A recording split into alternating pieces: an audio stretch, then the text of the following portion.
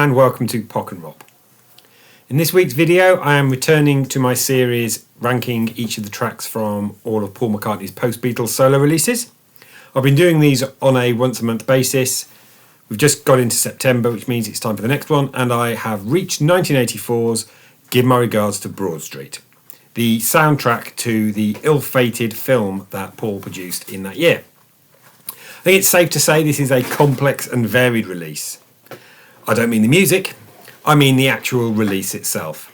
This was released on vinyl, cassette and CD, and all three have different track listings and different track lengths. I've got the vinyl edition, which is, given that it was 1984, the way that most people probably encountered this album. For Paul, whilst the film was a disaster, the soundtrack album was an actual commercial hit in the UK. It reached #1, which at the time was quite impressive given that the charts were stacked against original albums by the Now That's What I Call Music compilations pretty much dominating the charts at the time. So a #1 hit album in 1984 was really worth kind of shouting about. Before I go into my ranking, I just remind you to like the video by hitting the thumbs up, click the subscribe button and ring the bell to receive notifications of future content.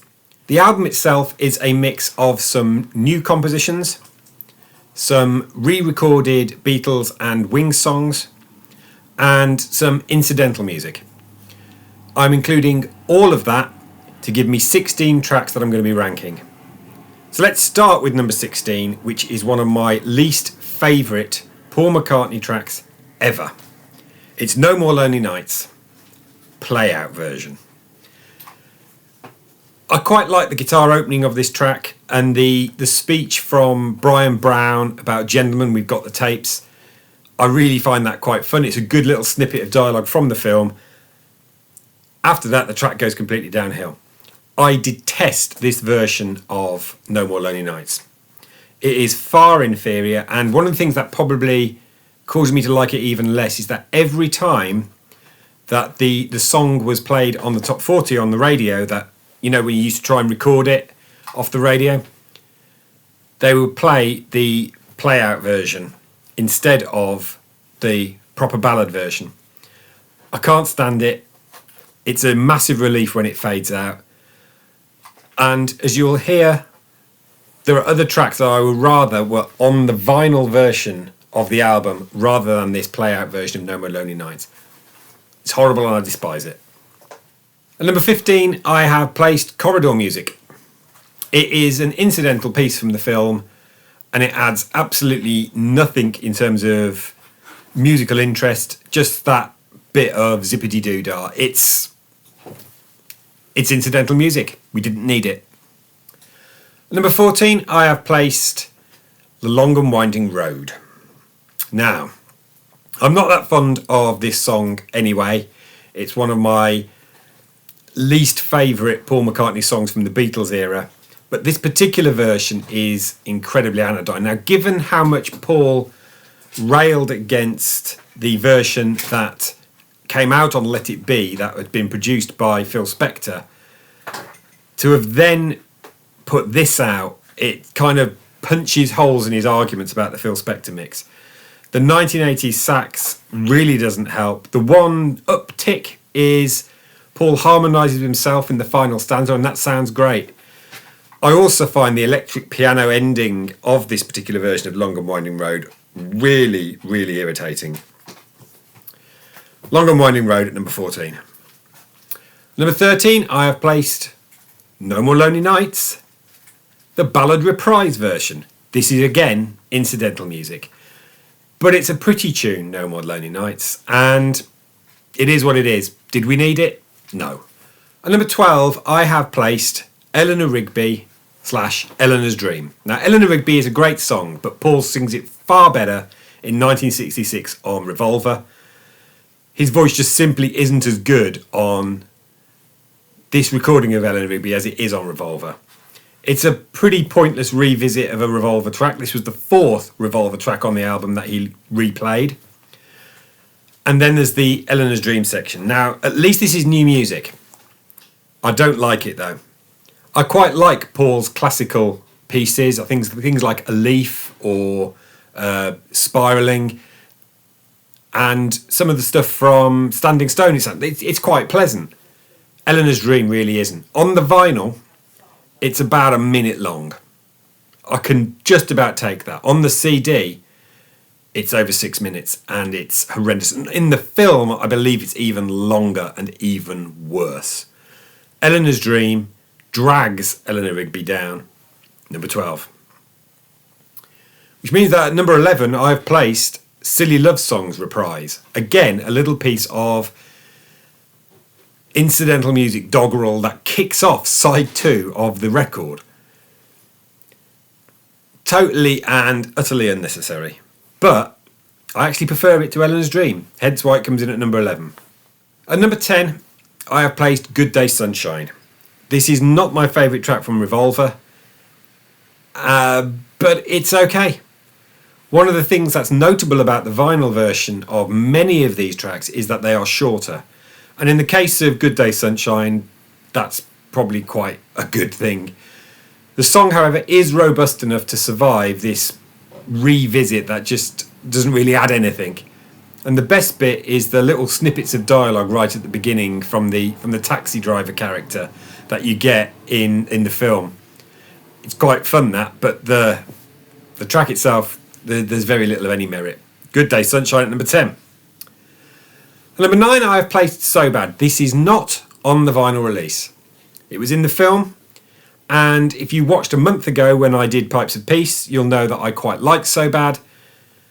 I have no idea whether or not the version that's on Pipes of Peace was recorded before or after the version that's actually in the film. They sound identical. But it's a decent song. So Bad, number 9. At number 8, I have placed his cover of himself, which is For No One. Now, this one here, the strings actually make this a really good version of For No One. That said, vocally, still not a patch on 24-year-old Paul McCartney. However, I enjoy listening to For No One. It's one of my favourite Beatles songs, and I'm never not going to like listening to For No One, whether it be the original or the version that's on Give My Regards to Broad Street. And number 7 is another self-cover. This time it's Silly Love Songs, the sole Wings track he chose to revisit for this project. And once upon a time, I used to prefer this version to the original Wings version on Wings at the Speed of Sound. I think it's mainly because I think the slap bass from Louis Johnson is phenomenal on this track. I really, really enjoy it. And the key change, where they go up a gear in the middle, really lifts the song in a way that I rather appreciate. On balance, however, I think I still just about prefer the Wings version, mainly because those Wings harmonies are just superlative on it. But Silly Love Songs at number 7. At number 6, I have placed Goodnight Princess. This was only released on the CD. It was a piece of instrumental music that was played over the end credits after the No More Lonely Nights playout version had finished playing. I really like the piece of music, Goodnight Princess. Real 1920s, 30s feel. A really enjoyable piece of instrumental music. I wish this had been on the record instead of either the playout version or the Long and Winding Road. Really nice piece of original music. Goodnight Princess, my number 6. At number 5, I have placed the medley, which is Yesterday, Here, There and Everywhere and Wanderlust. So these are listed as individual tracks on the record, but they can't actually be separated. They are properly segued both in the film and on the recording. They are longer when they're done on the CD version, and actually I wish they were. Yesterday it's Yesterday. Him on an acoustic guitar, but Here, There and Everywhere has got some great horns on it, particularly as they then link out of Here, There and Everywhere into one of the standout tracks from Tug of War, which was Wanderlust. Wanderlust is a phenomenally good song. I think it's one of Paul's best solo songs, and it's almost unbreakable. And here it's handled so well. There's a lovely little moment right at the end of his version of Wanderlust here that harkens back to the melody of Here, There and Everywhere. It's a really nicely thought out piece, and there's some real worth in this. The medley of Yesterday, Here, There and Everywhere and Wanderlust, my number 5. At number 4, I have placed another revisit from the Tug of War project, and that's Ballroom Dancing. This just has the edge over Wanderlust because this is new. What do I mean? Well, the original version on Tug of War has 3 verses. So does this version. However, the third verse on the Give My Regards to Broad Street version is different lyrics. It's lyrics about how the children have all grown up. The boy's a man and the girl's his wife. And it's actually, in my view, it's a better lyric than the one that's on Tug of War. On top of that, you've got an absolutely fantastic shredding guitar solo in the middle of the song, which I can only think is done by Chris Spedding. It doesn't feel like Dave Edmunds' style. It was also the highlight of the film, this point where ballroom dancing is played and they have staged it. The kids are dancing, the professional ballroom dancers, the fight. It's the highlight of the film, and it's a really, really enjoyable version of ballroom dancing. The remaining 3 tracks are all originals. And at number 3, I have placed Not Such a Bad Boy. I really like this track. To my understanding, this is only one of 2 tracks that were specifically written for the film and made it onto the regular album. It's got a Wings feel, Ringo drums on it. As an original piece of songwriting, I kind of wish Paul had written more for this film than he did. And perhaps some of those songs could have come from Pipes of Peace. In fact, a smushed together Pipes of Peace and Broad Street album covering 83 and 84 has the potential to be one of his very best ever releases. As it is, we've got a middling one in Pipes of Peace. It's quite fun, I enjoy it. And in all honesty, a bit of a pointless one in Give My Regards. But Not Such a Bad Boy, number 3. Number 2, I've placed No Values. Now, this was practiced by Wings in 1980. So no wonder this has a Wings feel to it. I do think the last incarnation of Wings could have done a great version of this, as I actually pointed out on my Wings on High Fantasy 8th Wings album.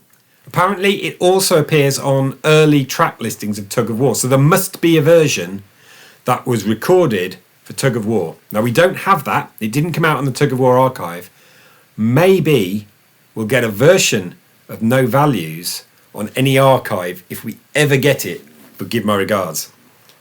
Which can only mean that the best track, in my opinion, on the whole of Give My Regards to Broad Street is No More Lonely Nights, ballad version. Number 2 hit single in the UK. I believe it made the top 5 in America too. One of Paul's very best singles, criminally overlooked in live performances. He's never performed No More Lonely Nights live. I wish he would. It's still within his wheelhouse in terms of how high the song actually goes. Dave Gilmour's guitar break absolutely lifts the song.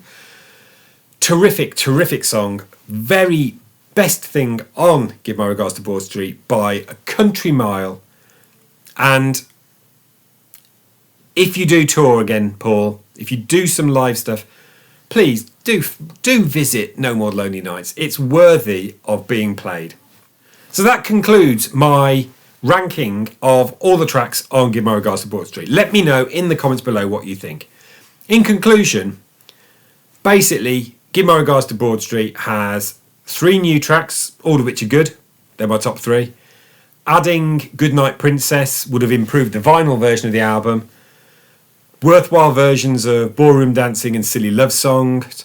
So out of the 14 tracks, if you throw in that really clever medley, 7 are okay, are pretty decent, and several others a bit pointless. Would have been a great EP. Like I said, ultimately Paul hit the top with this, but I have to say I do think it's one of his least engaging releases. I'm intrigued to see what an archive edition might well give us. There's given the fact that Paul himself knows that this was an unhappy time, the film stiffed, he admits himself it needed more work, but this was a #1 record. Will we ever get an archive? Will it include the film? It's never been released on DVD in the UK. Who knows? If there is an archive, I would get it. I'd like to hear if there are alternative versions of some of these tracks. I understand that most of them were recorded as live from the film, so who knows? That concludes the video. I remind you to like, subscribe, hit the bell for notifications. Be back in a week with another one, but until then, thanks for watching.